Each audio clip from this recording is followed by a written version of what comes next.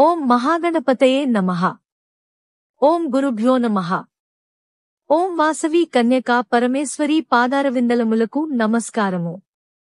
ఓం హ్రీం శ్రీం శ్రీవాసవి కన్యకాదేవి పురాణము నవమాధ్యాయము. సాలంకాయన మహర్షిచే సదాచార మహిమను గూర్చి వినిన మణిగుప్తాదులు, ఓ గురువార్య, ఏ విధమైన ఆచారము వలన దేవి సంతుష్టి చెంది తన్ను సేవించు పరమ భక్తులను బ్రోచునో, ఏ సదాచార మహిను గూర్చి తమరు చెప్పితిరో అట్టి సదాచారమును గూర్చి సవివరముగా వినదలచుచున్నాము. మరియు ఏ గాయత్రీ మంత్ర మహిమ వర్ణనాతీతమని తమరు తెలిపితిరో అట్టి గాయత్రీ మంత్రమును గురించి విశదముగా మాకు తెలియజేసి మమ్ములను ధన్యులు గావింపుడని ప్రార్థించిరి. మణిగుప్తాదుల ప్రార్థనను మన్నించి సాలంకాయన మహర్షి ఈ విధముగా చెప్పసాగెను. సదాచార విధి యొక్క వివరణము. ఓ వైశ్యోత్తములారా, మీ ధర్మజిజ్ఞాసనుగాంచి మిక్కిలి సంతసించితిని. పూర్వము నారదునకు శ్రీమన్నారాయణుడును, శౌనకాదులకు సూతమోని చెప్పిన సదాచార విధి విశేషములను మీకిప్పుడు నేను వివరించెదను. దీనిని గురించి బ్రహ్మాండ పురాణమున వ్యాసమోనీంద్రుని చేత మిక్కిలి విపులముగా చెప్పబడినది. నేనా విషయములను అత్యంత సంక్షిప్తముగా మీకు తెలియజేసెదను, శ్రద్ధాలువులై ఆలకింపుడు. సదాచారము లౌకికము, శాస్త్రీయము అను రెండు విధములుగా నుండును. తన మేలుకోరు నరుడు ఈ రెండింటిని ఆచరించవలయును. ధీమంతులు గ్రామధర్మము, వర్ణధర్మము, సమాజధర్మము, దేశధర్మము అను వాటిని ఆచరింపవలయును. వేదోక్తమైన దేశధర్మమని తెలియవలయును. ద్విజుడైనవాడు వేకువజామున మేలుకొని ప్రతినిత్యము జరుపవలసిన అవశ్యకర్తవ్యములను మహర్షులు చెప్పిన చొప్పున మీకు తెలుపుచున్నాను. నరుడు ప్రాతకాలమున మేల్కొనవలెను. ఆ వెంటనే మంగళకరమైన ఒక వస్తువును దర్శించవలెను. దీపము, సువర్ణము, ఖడ్గము, సముద్రము, పచ్చని పంట పొలము, మేఘావృతమైన పర్వతము, దూడతో కూడిన ఆవు, ధర్మపత్ని లేక తనకు మిక్కిలి ప్రియమైన వ్యక్తి, తన కుడిచేతి అరచేయి మొదలైనవి మంగళకర వస్తువులని పెద్దలు చెప్పిరి. ప్రభాతవేళ స్వీయకర దర్శనము అత్యంత సులభ సాధ్యము. కరాగ్రే వసతే లక్ష్మీకరమధ్యే సరస్వతి. కరమూలేతు శ్రీకన్యా ప్రభాతే కరదర్శనం సముద్రవసనే దేవి పర్వతస్తన మండలే. విష్ణుపత్ని నమస్తుభ్యం పాదస్పర్శం క్షమస్వమే అని పలికి భూదేవికి నమస్కరించి పడకపై నుండి భూమి మీద కాలు మోపవలెను. అనంతరము దేశకాల పాత్రాదుల నెరిగి శౌచక్రియను నిర్వర్తించవలయును. ఆ పైన ఆచమించి ముఖ ప్రక్షాళనము చేసుకునవలెను. తరువాత దేహశుద్ధి కొరకు స్నానము చేయవలెను. స్నానము చేయనప్పుడు గంగేచ యమునేచైవ గోదావరి సరస్వతి నర్మదే సింధు కావేరి జలేస్మిన్ సన్నిధింకురు అని పలికి సమస్త పుణ్యనదీ జలములను తాను స్నానము చేయు జలములందు వసింపుడని ప్రార్థించవలెను. స్నానము వలన శరీర శుద్ధియేగాక మన మలిన కర్మల పాపములు కూడా తొలగిపోగలవు. స్నానాంతరము శుద్ధ వస్త్రములను ధరించి దేవఋషి పితృప్రీతిగా ఆర్ఘ్యప్రదానములాచరించవలెను. అటుపై యథావిధిగా విభూతి, కుంకుమ, తిలకాదులను, రుద్రాక్షమాలాదులను ధరించవలెను. రుద్రాక్షలు రుద్రుని నేత్రముల నుండి ప్రభవించినవని పెద్దలందరూ రుద్రాక్షధారణము శివజ్ఞానమునకు పరమసాధనము. అన్ని ఆశ్రమములవారును, అన్ని వర్ణములవారును రుద్రాక్షలు ధరించవచ్చును. సదాచారపరులు తమ ఇచ్ఛానుసారము తులసీమాలలను, స్ఫటికహారములను కూడా ధరించవచ్చును.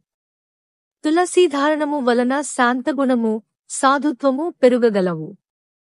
స్ఫటిక ధారణము వలన కార్యదీక్ష, దృఢత్వము వృద్ధి పొందగలరు. రుద్రాక్ష తులసి స్ఫటికముల వలన పవిత్రత, నిర్మలత్వము, ఆధ్యాత్మిక జ్ఞానాభివృద్ధి కలుగుటయే కాక అనేక శారీరక వ్యాధులు ఉపశమించును. నాయనలారా, పద్మపురాణములోని ఉత్తరకాండమున తులసి మహత్వము సవివరముగా తెలుపబడియున్నది.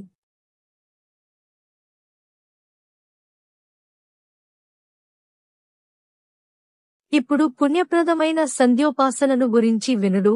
ప్రభాత సమయమున ప్రాతః సంధ్యను, సూర్యుడు నడినెత్తిపై నుండగా మధ్యాహ్న సంధ్యను, ఎనుడు అస్తమించక ముందే సాయం సంధ్యను నరుడుపాసించవలెను. సంధ్యోపాసనలో గాయత్రిని ఉపాసించుట మిక్కిలి ముఖ్యము. గాయత్రీ సమర్చనము సర్వవేదసారభూతమైనది. గాయత్రీ శ్రీ కన్యకాదేవికి అపరరూపమే యని తెలియనగును. సంధ్యోపాసనాంగముగా నుదుట వారి వారి సాంప్రదాయములననుసరించి తిలకధారణ చేయుట ఉత్తమ కర్తవ్యము. నుదుట ధరించు విభూతి యొక్క గొప్పతనము విశిష్టమైనది. విభూతి అనగా ఐశ్వర్యము. బ్రహ్మను భాసింపజేయునది గనుక భసితమనియు, పాపములను భస్మము చేయునది గనుక భస్మమనియు, అణిమాది విభూతులను కలిగించునది గనుక విభూతి అనియు, రక్షణ నొసగునది కనుక రక్షకి అనియు ఈ విభూతి భస్మము పిలువబడుచున్నది. నుదుట ఊర్ధ్వపుండ్రములను ధరించువారు వెలుగుతున్న దీపశిఖవలెగాని, వెదురాకువలెగాని, తమ్మి మొగ్గవలెగాని, త్రిశూలమువలెగాని, గుండ్రముగగాని, చతురస్రముగగాని వారి వారి సాంప్రదాయములను బట్టి వీనిని ధరింతురు. అటుగాక నుదుట కుంకుమ తిలకధారణము చేయువారు 2 కన్నుల చివరల వరకు విభూతిని ధరించి, త్రికూటము లేక అమృత ప్రదేశము అనబడు భృకుటీ మధ్యమున చందనముతో కూడిన కుంకుమను చంద్రబింబాకృతితో తిలకముగా ధరించవలెను.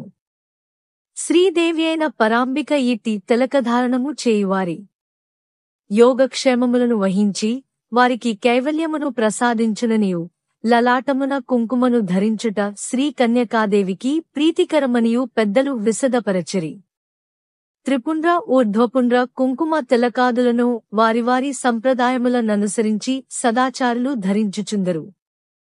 ఈ విధముగా బొట్టులను పెట్టుకునుటను శిరోవ్రతమని యందురు. అథర్వశీరోపనిషత్తునందు ఈ శిరోవ్రతము గూర్చి విపులముగా చెప్పబడినది. శిరోవ్రతము యతులకు జ్ఞానమును, వానప్రస్థులకు వైరాగ్యమును, గృహస్థులకు ధర్మమార్గమును, బ్రహ్మచారులకు స్వాధ్యాయమును ప్రసాదించును. దేవతలు గూఢ రక్షణకు, భద్రతకు, పవిత్రతకు తిలక ధారణ చేయుదురని శాస్త్రములు తెలియజేసినవి. ఇట్లు తిలకధారణ చేసిన తరువాత ఒక పవిత్ర స్థలములో సుఖాసనముపై కూర్చుని ఉత్తమమైన ఆచమన క్రియతో సంధ్యావందనమునకు ఉపక్రమించవలయును. ఆచమన క్రియ వైదికము, శ్రాతము, శుద్ధము, పౌరాణికము, స్మార్తము, తాంత్రికము అను 6 విధములుగా చేయబడుచుండును. తమ తమ సాంప్రదాయ సందర్భములనుసరించి ఆచమనమాచరించవలయును. అటుపై ఓంకారమును తన హృదయమందు స్మరించుచు త్రిపాదగాయత్రిని జపించుచు ప్రాణాయామమాచరించవలయును. పూరక, కుంభక, రేచకములను క్రియలతో కూడియుండు ప్రాణాయామ ప్రక్రియను గురువు నుండి దెలుసుకుని అభ్యసించి ఆచరించవలెను. ప్రాణాయామము ప్రణవాత్మకము. పరమాత్మ ప్రణవస్వరూపుడు కనుక ప్రాణాయామము పరమాత్మ స్వరూపమే యగునని పెద్దలు చెప్పుదురు. ఇది ప్రాణశక్తిని వృద్ధిపరచును. అటుపై గురుర్బ్రహ్మ గురుర్విష్ణుర్ గురుర్దేవో మహేశ్వరః గురు సాక్షాత్ పరంబ్రహ్మ తస్మై శ్రీ గురవే నమః అను గురుమంత్రముతో గురుధ్యానము గావించవలెను. తదుపరి కాల సంకీర్తన రూపమైన సంకల్పము చెప్పుకుని మార్జనమాచరించి జలప్రాసనము గావించవలెను. లోపలి దోషములను, పాపములను హరింపజేయుటకై పునమార్జనమాచరింవలయును. అనంతరము బొటన చూపుడు వ్రేళ్లు మడిచి నీటిని గాయత్రితో అభిమంత్రించి సూర్యదేవునకు 3 మార్లు అర్ఘ్యమియవలెను. తదుపరి అసావాదిత్యో బ్రహ్మ అని జలమును ప్రదక్షిణించవలెను. మధ్యాహ్నమందున ఒకేమారు అర్ఘ్యమియవలెను. త్రిసంధ్యలయందు 3 మార్లు అర్ఘ్యమియవలెను. గాయత్రీదేవిని ఆవాహనము చేసి హృదయములో ధ్యానించి పిదప యథాశక్తి మంత్రజపము చేయవలయును. అంగకరన్యాసములు చేసినను చేయకున్నను కృపణత్వము లేని మంచి మనస్సుతో సచ్చిదానంద స్వరూపిణి అయిన గాయత్రీదేవిని ధ్యానించి జపించువారు అనంత ఫలమును పొందుదురు. ఓం భూర్భువస్సువః తత్సవితుర్వరేణ్యం భర్గోదేవస్య ధీమహి ధియో యో నః ప్రచోదయాత్ అను ఈ మంత్రము గాయత్రి మంత్రము. ఇది ఉపనయన కాలమున గురువుల చేత ఉపదేశించబడుట వలన గురు మంత్రమనియు బ్రహ్మోపదేశము అనియు పలుకబడుచున్నది. ఇదే త్రిపాద గాయత్రి, బ్రహ్మగాయత్రి, ఇదే జపగాయత్రిగా ప్రసిద్ధి చెందినది. దీనిని కర్మగాయత్రి, ప్రకటగాయత్రి అని కూడా పెద్దలందరూ. దీనిలో సమస్త యోగరహస్యములు, వేదవేదాంత రహస్యములు ఇమిడియున్నవి. మానవుడు తురియాశ్రమములో ప్రవేశించినప్పుడు ఈ గాయత్రి మంత్రము యొక్క 4వ పాదమును కలిపి జపించవలసి యుండును. ఆ చతుష్పాద గాయత్రిని పూర్ణగాయత్రి అని తెలియగును.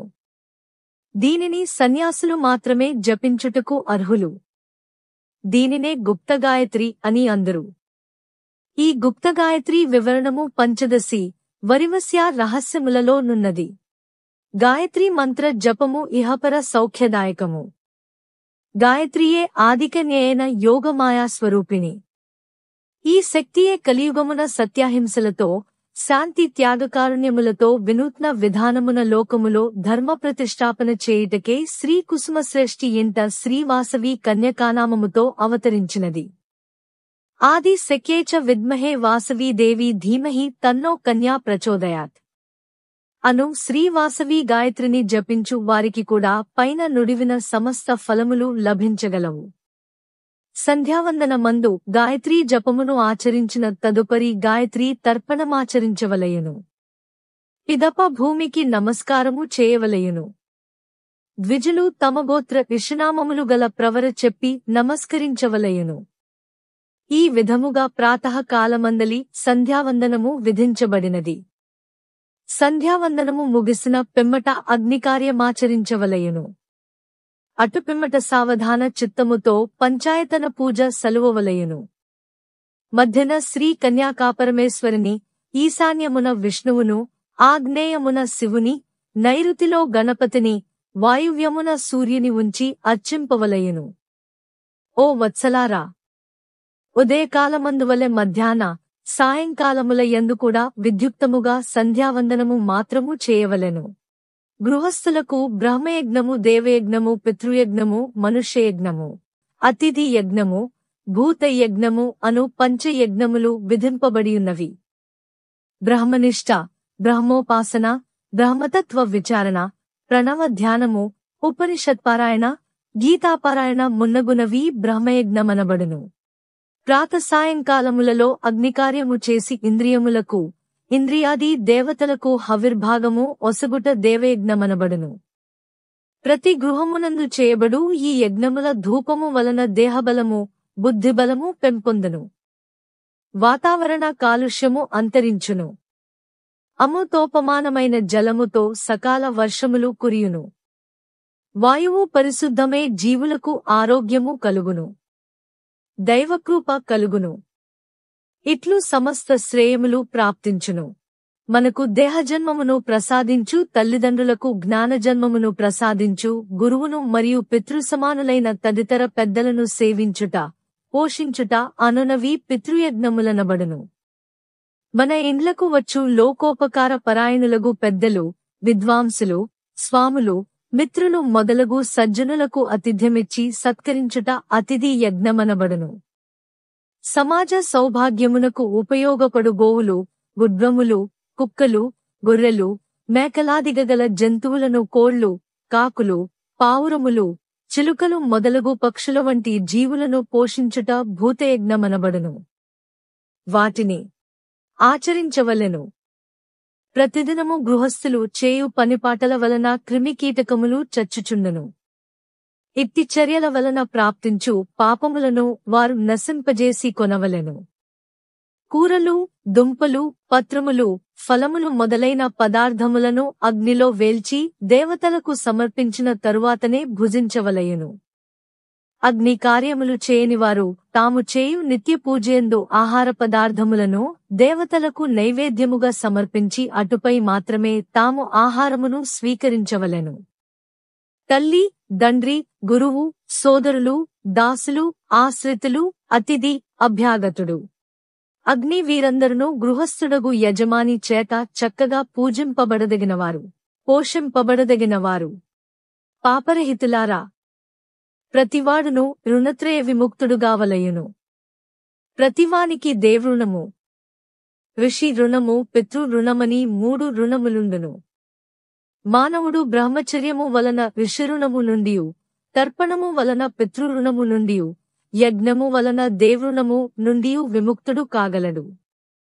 ఇట్లు సాలంకాయనుని వలన సదాచార విధానమును మరియు గాయత్రీ మంత్ర మహత్వమును వినిన మణిగుప్తాదులు సంతుష్టులై శ్రీవాసవి విరూపాక్షుల తదుపరి గాథను తెలియగోరి ఆ మునివరునితో, ఓ గురుదేవా! ఉపనయన వేదారంభ సంస్కారములను పొందిన వాసవి విరూపాక్షుల విద్యాభ్యాసము ఎట్లు సాగినది? అటుపై ఏమైనది? ఆ ఉదంతములను మాకు దయతో తెలియజేయుడు అని ప్రార్థించిరి. అంత సాలంకాయన మహర్షి వారికి విధముగా చెప్పసాగెను. ఆది భాస్కర సద్గురుడు వాసవి విరూపాక్షుల యొక్క ఉపనయనము, వేదారంభము అను సంస్కారములను గావించి సంతుష్టుడై అనంతరము వారిచే చతుర్వేదములను సమస్త శాస్త్రములను కళలను అభ్యసింపజేసెను. వాసవి విరూపాక్షులు గురువును నిమిత్తమాతృనిగా చేసుకుని అతి శీఘ్రముగా వేదాంగములను షట్శాస్త్రములను చతుషష్టి కళలను పేరుగల 64 విద్యలను తామే అభ్యసించిరి. క్రమముగా వారిరువురును యౌవన సంపదను పొందిరి. గమనిక 1. సంధ్యావందన విధానమును సవివరముగా తెలియగోరువారు నాచే మంత్రార్థక్రియా వివరణములతో రచింపబడిన సంధ్యావందనము అను చిన్న పుస్తకమును చదువవలసినదిగా మనవి.